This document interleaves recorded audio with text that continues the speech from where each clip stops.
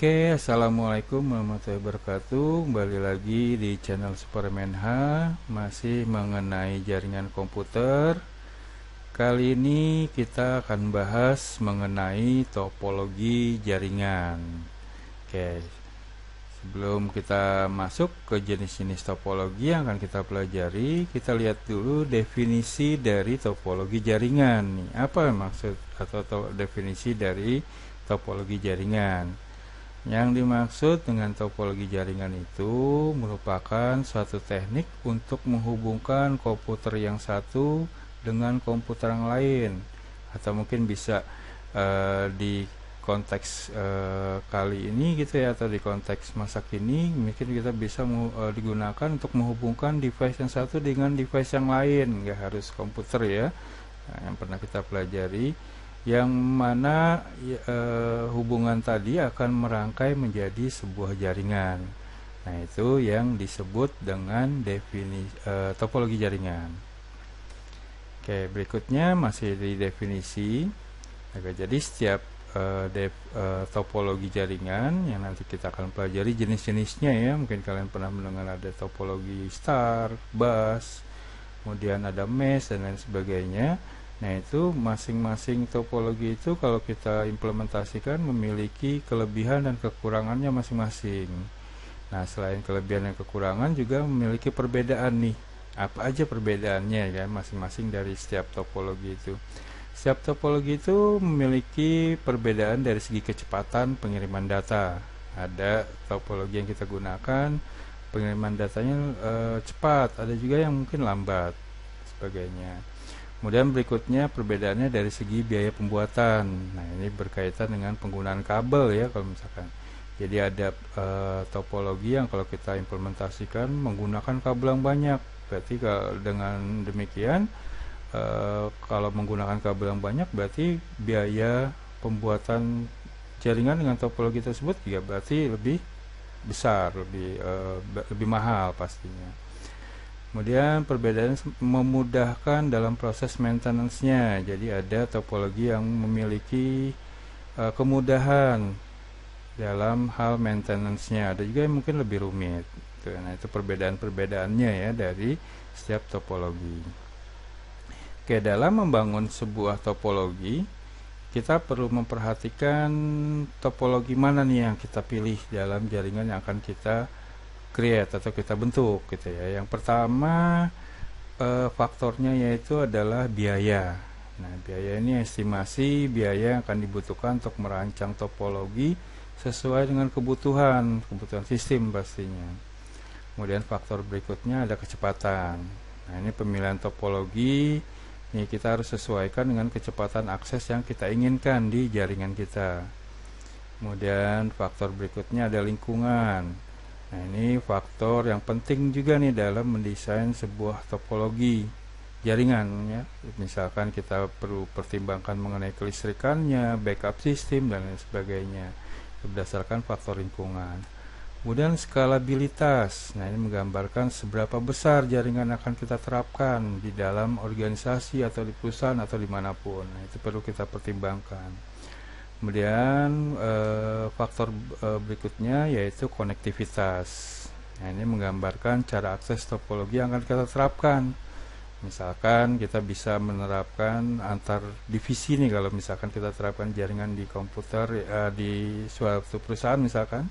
Nah, kita bisa bedakan akses mana aja yang bisa terhubung gitu ya, ataupun kita juga membatasi jenis-jenis perangkat yang terhubung ke jaringan kita. Nah, itu bisa kita pertimbangkan dengan menggunakan dari topologi-topologi yang ada di sini.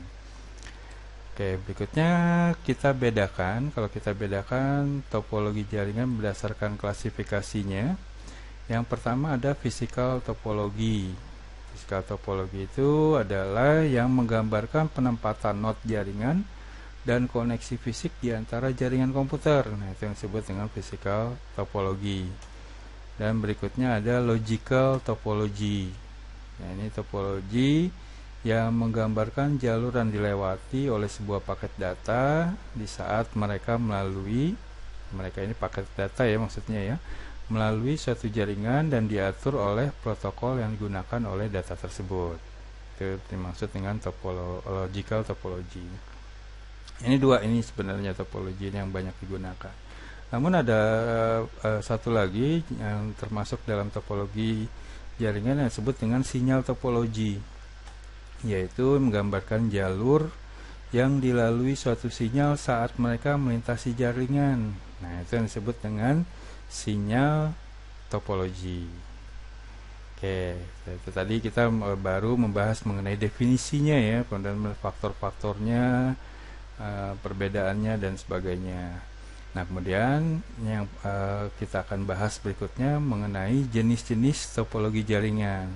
Nah, ada beberapa topologi jaringan berdasarkan jenisnya yang banyak dimanfaatkan atau digunakan dalam membangun sebuah jaringan. Yang pertama kita lihat adalah topologi ring. Ini berdasarkan gambarnya seperti ini, berbentuk seperti ring atau disebut cincin gitu ya. Nah, ini contoh gambar lainnya. Nah, ini kalau kita lihat dari cirinya atau karakteristiknya, yang topologi ring ini, setiap komputer atau mungkin device ya terhubung secara langsung satu dengan yang lainnya dalam satu jaringan. Nah, di sini nanti proses pengiriman datanya pada suatu waktu hanya bisa dilakukan pada satu titik dengan proses pengiriman satu jalur. Nah, kemudian setiap paket data atau informasi bisa mengalir gitu ya, melalui arahnya ke kanan atau ke kiri gitu ya. Arahnya bisa ke kanan atau ke kiri, sehingga untuk ya pastinya untuk menghindari collision data atau tabrakan data di sini. Nah, di sini ciri khasnya dari topologi ring ini, kerusakan di satu titik bisa mengakibatkan kerusakan pada titik lainnya. Misalkan ada satu titik yang atau node yang rusak gitu ya. Nah, itu akan menyebabkan keseluruhan dari jaringan itu akan down pastinya. Nah, cara kerjanya dari topologi ring ini, ya pasti kalau kita menerapkan untuk jaringan kita, dia mudah dibuat dan kelihatan sederhana gitu ya. Kemudian mempunyai performa yang tinggi dibandingkan topologi bus, nanti kita lihat. Dan kalau kita mau mengkonfigurasi ulang atau menginstal perangkat baru, itu lebih mudah. Kemudian jika terdapat kesalahan, lebih mudah melacak gitu ya, melacak dan kita mengisolasi kesalahan tersebut dalam jaringan. Kemudian juga bisa dikatakan dengan menggunakan ini lebih hemat biaya, karena penggunaan kabel sedikit mungkin ya, seperti itu. Jadi kemudian tidak ada terjadi tabrakan data. Kemudian di sini dalam penggunaan topologi ring ini kita tidak membutuhkan hub, switch atau bridge di topologinya, karena masing-masing klien atau host itu terhubung ke sebelahnya, begitu seterusnya. Nah, kemudian ada kelebihan keuntungannya kalau kita lihat. Pertama, kita lihat kelebihannya. Kalau kita lihat kelebihannya dengan topologi ring ini, biaya instalasi cukup murah karena menggunakan kabel yang sedikit. Dan tingkat kerumitan pemasangannya rendah, mudah diinstalasi ya, memiliki performa yang lebih baik. Ini kalau kita bandingkan dengan topologi bus nanti di topologi berikutnya. Kemudian mudah untuk melakukan konfigurasi ulang tadi ataupun menambah perangkat baru. Kemudian transmisi data relatif sederhana dalam perjalanannya gitu ya, karena arahnya cuma satu, sehingga kemungkinan terjadi collision data, tabrakan data itu bisa dihindari. Kemudian mudah untuk pelacakan tadi ya, untuk kesalahan. Nah, itu lebih mudah kalau kita penggunaan topologi jaringan ini. Nah, selain kelebihan, ada juga kekurangannya nih kalau kita menggunakan topologi jaringan ring. Nah, ini topologi ini bisa dikatakan peka kesalahan, karena jika ada masalah di satu node tadi, satu node terganggu, ini akan mengakibatkan keseluruhan itu jaringan akan terganggu juga. Nah, namun nanti di topologi berikutnya ada topologi dua ring gitu ya. Nah, itu digunakan untuk mengantisipasi nih penerapan dari topologi ring ini. Kelemahan berikutnya bisa dikatakan topologi ring ini lebih sulit untuk dikonfigurasi daripada topologi star ya. Kemudian kinerja komunikasi dalam jaringan tergantung dari jumlah node pada jaringan. Semakin banyak berarti kinerjanya juga semakin menurun ya pastinya. Kemudian troubleshoot bisa dibilang cukup rumit. Kemudian paket data harus melewati setiap komputer antara pengirim dan penerima gitu. Jadi kalau komputer A ke komputer C, dia akan melewati komputer B dulu baru ke C. Dan itu mengakibatkan penerimaan dan pengiriman data di topologi jenis ini itu akan lebih lambat pastinya. Oke, kita tinggalkan topologi ring. Berikutnya adalah topologi yang tadi pengembangan dari topologi ring, yaitu dua ring. Sini kalau kita lihat gambarnya seperti ini. Jadi sama seperti ring, cuma dia menggunakan dua jalur nih, dua jalur karena dia merupakan pengembangan dari topologi ring tadi ya. Nah, banding topologi ring dia mungkin lebih baik dibanding dengan topologi ring karena memiliki dua kabel utama, bandingkan dengan topologi ring tadi yang memiliki satu, yang mana jalurnya itu bisa digunakan kalau satu mengalami kendala di jalurnya, ada backupannya jalur keduanya gitu ya. Nah, itu merupakan topologi dua ring sini. Dan kalau kita lihat sekarang kelebihan dan kekurangannya. Kalau di kelebihannya kita lihat pertama deh. Kalau di topologi dua ring ini, jika salah satu jalur di ring tadi itu mengalami kendala, cincin kedua berfungsi sebagai cadangannya atau backupnya, menjaga konsistensi dari jaringan tersebut. Kemudian kekurangannya, kalau kekurangannya mungkin kita dari segi pemasangannya nih ya, pemasangannya lebih rumit dan mungkin bisa dikatakan ribet lah gitu ya, dengan bahasa kalian seperti itu, dengan agak ribet. Dan harga pemasangan juga mahal karena berarti membutuhkan kabelnya 2 kali lipat pastinya ya dibanding dengan topologi ring. Oke, itu topologi dua ring. Berikutnya kita beranjak ke topologi yang ketiga nih, yang berikutnya, yaitu adalah topologi bus. Nah, di topologi bus ini gambarnya seperti ini. Nah, topologi dia ciri khasnya dia memiliki memiliki satu backbone ya, atau satu kabel utama gitu ya.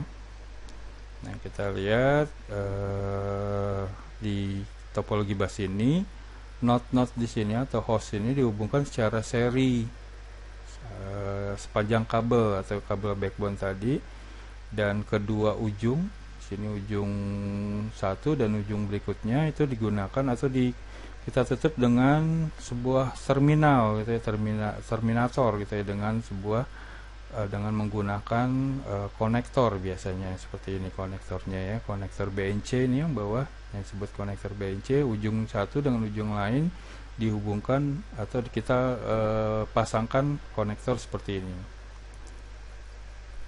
Kemudian ciri khasnya tadi terdapat kabel backbone, kabel utama sini sebagai pusat lalu lintas datanya. Kemudian untuk instalasinya mungkin bisa dikatakan sederhana.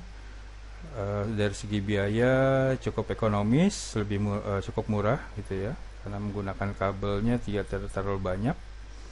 Kemudian dari segi paket datanya dia bersimpangan pada satu kabel. Kemudian juga kita mengkonfigurasi atau kita menggunakan topologi ini tidak memerlukan hub atau switch ya. Yang diperlukan hanya T-konektor sini. Nah, T-konektor ini pusat data, kabel pusat ini nanti kita potong, kita sambungkan dengan T-konektor untuk dihubungkan menjadi simpul baru ke host lainnya gitu ya, ke host. Setiap host nanti siap di kabel utama ini kita gunakan yang disebut dengan T-konektor ini atau T-konektor. Kemudian kalau dari topologi bus ini yang paling sering gitu ya, yang paling menjadi problem jika salah satu node rusak gitu ya atau mengalami kendala, maka jaringan keseluruhan bisa dikatakan dia akan down juga, sehingga seluruh node tidak bisa berkomunikasi dari dalam jaringan tersebut. Ciri khasnya sih tadinya dia menggunakan kabel utama, biasanya menggunakan kabel koaksial gitu ya. Nah, kemudian ujung-ujungnya kita gunakan konektor BNC dan menghubungkan antar komputer pada kabel utama di sini menggunakan T-konektor ini. Oke, itu mengenai topologi bus. Sekarang kita lihat deh kelebihan dan kekurangannya. Pertama kita lihat kelebihannya. Kalau menggunakan topologi ini bisa dikatakan irit kabel karena hanya menggunakan atau lebih berpusat atau menggunakan kabel tunggal tadi ya sebagai media transmisi dari terpusatnya. Kemudian instalasi tergolong cukup mudah. Kemudian mudah dikembangkan karena kalau kita ingin menambahkan klien atau server, dia tidak akan mengganggu yang lainnya gitu ya. Kemudian kecepatan pengiriman datanya lebih lebih tinggi menggunakan topologi bus ini. Dan irit tadi udah ya, irit biaya. Kemudian kita lihat kalau kekurangannya jika terjadi kesalahan nih pada komputer yang terhubung dengan kabel utama, nah, itu akan mengakibatkan terganggunya jaringan ini. Kemudian sulit untuk melakukan perawatan jaringan jika jaringannya besar gitu ya. Kemudian karena menggunakan kabel tunggal media transmisinya, maka lalu lintas data cukup padat khususnya di kabel pusat di sini. Dan jika kabel utama mengalami gangguan, maka seluruh jaringan itu akan mengalami gangguan. Kemudian dibutuhkan repeater untuk memperkuat sinyal jika jaraknya jauh gitu ya. Karena penggunaan kabel yang nggak bisa lebih dari 100 meter biasa. Kalau lebih dari 100 meter kita menambahkan dengan menggunakan alat repeater. Dan kelemahan berikutnya sering terjadi tabrakan data. Kemudian sulit untuk mengidentifikasi kesalahan atau gangguan pada node yang mengalami gangguan tersebut. Itu agak sulit kalau kita menggunakan topologi bus. Oke, berikutnya adalah topologi star. Nah, topologi star ini mungkin kalau bagi kalian topologi yang paling populer nih, topologi star ini. Nah, kalau kita lihat di sini gambarnya. Nah, ciri khasnya kalau kita lihat dia berpusat di satu sentral sini, satu sentral, bisa menggunakan switch atau hub. Nah, di sini yang menjadi cirinya setiap node berkomunikasi secara langsung dengan central node tadi, yaitu switch atau hub gitu ya. Traffic data mengalir dari central node dan kembali lagi ke central node dan seterusnya. Mudah dikembangkan karena setiap node hanya memiliki kabel yang langsung terhubung ke pusat sini, ke switch atau ke hub. Jika kerusakan terjadi pada node di sini, dia nggak akan mengganggu keseluruhan jaringan. Yang terganggu ya hanya yang di titik yang mengalami gangguan tadi aja. Nah, kalau dari kita lihat fungsi dari topologi star, dia biasanya digunakan untuk menghubungkan antar komputer satu dengan komputer lain dalam jaringan gitu ya. Baik bisa bertindak sebagai server atau klien nih, seperti di gambar ini. Ini servernya gitu ya, terhubung sini. Nah, yang lainnya klien. Selain itu juga dalam satu topologi star ini memungkinkan juga nih menghubungkan perangkat lainnya, perantara lain, misalkan router, modem, access point dan lain sebagainya, kita hubungkan ke switch di sini menggunakan topologi star. Nah, itu bisa memungkinkan. Oke, berikutnya kita lihat masih di topologi star kelebihan dan kekurangannya pastinya. Kita lihat kelebihan dulu. Kemudian dengan tipe ini, topologi ini, kita bisa menggunakan banyak perangkat. Tentunya tergantung dari ketersediaan dari port dari switch-nya ya, switch atau hub-nya itu. Misalkan kalau kita mau menghubungkan dalam satu jaringan terdapat 30 host, nah kita cukup baik atau cukup terhandle dengan menggunakan topologi star ini. Kemudian kalau dari segi maintenance-nya itu lebih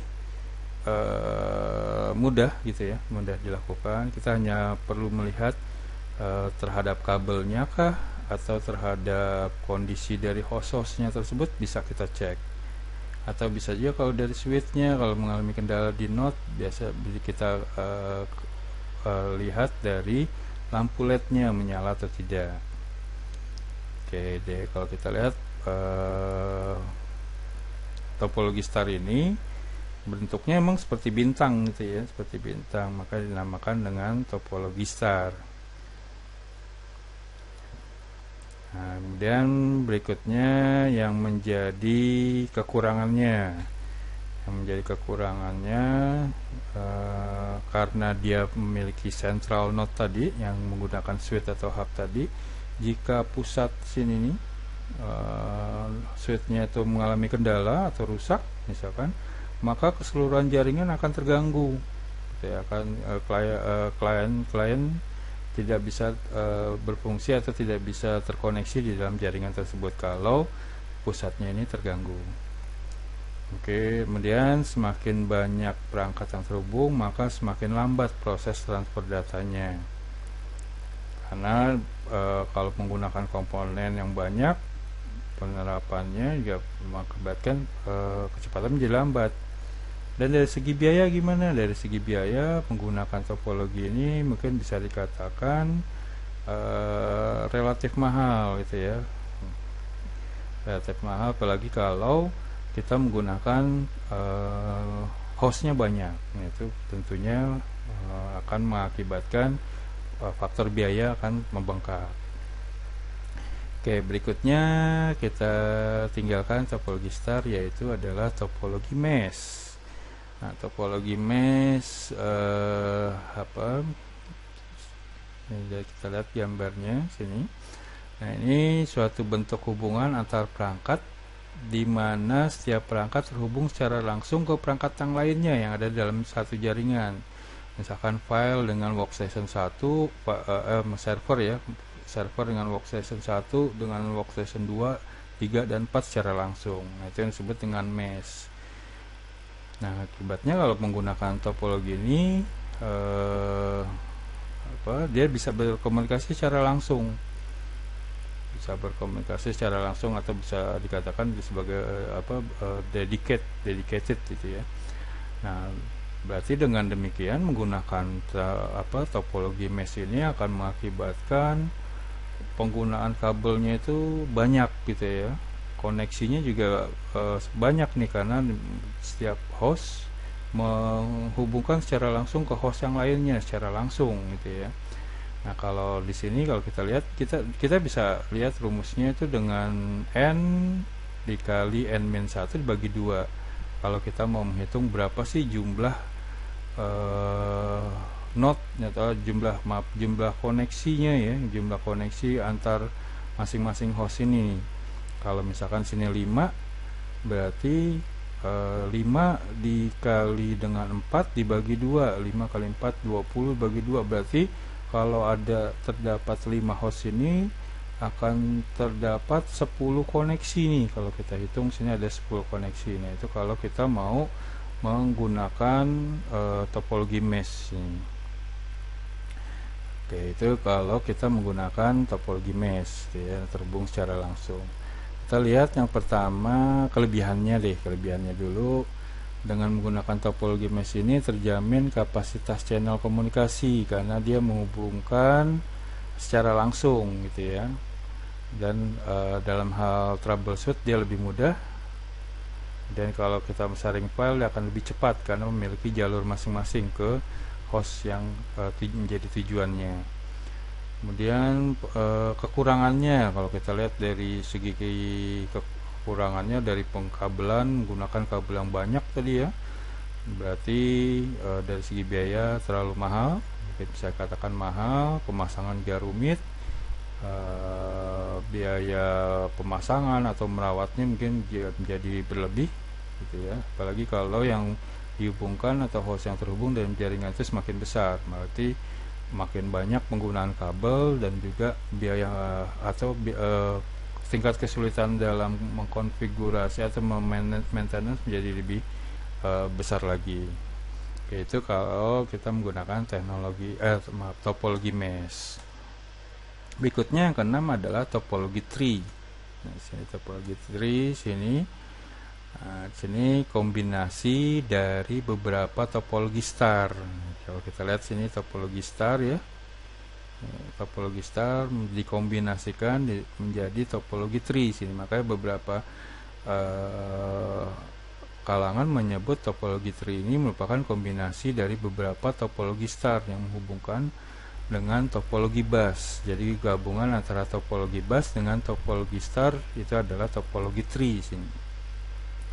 Nah, cirinya itu kita lihat dia menghubungkan satu subnode dalam satu central node. Jadi masing-masing menggunakan seperti hierarki di sini. Nah, kalau kita lihat ini ya, hierarki, kalau kita lihat apa kelebihannya dulu. Kalau merupakan kita menggunakan topologi ini jaringan yang besar, kita lebih mudah mengelompokkan antara satu topologi dengan topologi yang lainnya. Dari segi keamanan lebih baik kita menggunakan topologi ini. Kalau kekurangan proses instalasinya rumit, apalagi semakin banyak gitu ya host yang terhubung akan mengakibatkan tingkat kerumitan instalasinya menjadi tinggi. Dan dari segi troubleshoot ya, tidak mudah karena termasuk atau dalam hal ini cakupannya adalah jaringan besar sini. Kemudian biaya instalasi yang mahal gitu ya, kalau menggunakan kabel yang banyak, kinerja jaringan jadi lambat karena user pengguna semakin banyak. Itu kekurangannya. Tadi saya lupa cirinya yang menjadi ciri khas dari topologi sini. Kalau host yang berada di tingkat lebih tinggi levelnya ya, level lebih tinggi misalkan seperti ini, maka host-host yang ada di bawahnya itu akan terganggu. Misalkan ya host di sini terganggu, maka host di sini akan terganggu. Yang sini tidak berarti. Nah, ini kalau yang bawah, misalkan host ini yang bawah mengalami kendala, yang atasnya tidak mengalami kendala, begitu juga yang lainnya. Nah, itu ciri khas dari topologi tree. Oke, berikutnya yang terakhir adalah topologi hibrid atau hybrid. Nah, ini topologi campuran bisa dikatakan ya. Nah, ini merupakan kombinasi dari dua atau lebih topologi yang ada yang kita sudah pelajari tadi, kita satukan menjadi suatu topologi, maka itu disebut dengan topologi hibrid ya. Nah, kalau kita lihat penggunaan topologi hibrid ini ada kelebihan dan kekurangannya pastinya. Kita lihat yang pertama, kelebihannya dia lebih fleksibel karena kita bisa menggunakan dari beberapa topologi yang ada. Kemudian kelebihan berikutnya, saat kita akan menambahkan koneksi perangkat lain akan lebih mudah karena node ataupun peripheral atau device-nya tadi ya, device baru dapat dihubungkan ke topologi, dan topologi dapat dihubungkan dengan topologi hibrid dengan lebih mudah. Nah, itu dengan menggunakan kelebihannya. Kalau kekurangannya, pengelolaannya sulit, apalagi tapi ini tergantung dari topologi yang kita gunakan nih dalam campuran topologi tadi atau hibrid dari topologinya. Kemudian biayanya mahal dibandingkan topologi yang lain, apalagi kalau kita menggunakan dari beberapa topologi yang memang menggunakan topologi menggunakan kabelnya banyak, misalkan campurannya dengan topologi mesh misalkan, nah itu pastinya akan mengakibatkan biaya menjadi lebih mahal karena penggunaan kabelnya lebih banyak. Kemudian kalau tingkat kesulitannya juga berarti tergantung dari topologi yang kita pilih dalam kombinasi tadi. Semakin sulit topologi yang kita gunakan, atau mungkin juga semakin banyak jenis topologi yang kita gunakan, berarti dalam instalasinya ataupun konfigurasi bisa dikatakan sulit. Nah, ini tadi gambarnya ya, misalkan sini gambar topologi hibrid menggunakan ada kombinasi dari topologi star dan ring sini. Nah, ini yang disebut dengan topologi hibrid. Oke, mungkin itu aja materi kita mengenai topologi jaringan ya, yang nanti akan bisa kita kembangkan gitu ya dalam konfigurasi atau saat kita membangun sebuah jaringan dalam hal ini. Oke, mungkin itu aja materi yang bisa saya sampaikan untuk kesempatan kali ini ya. Oke, saya tutup aja dengan ucapan Assalamualaikum warahmatullahi wabarakatuh.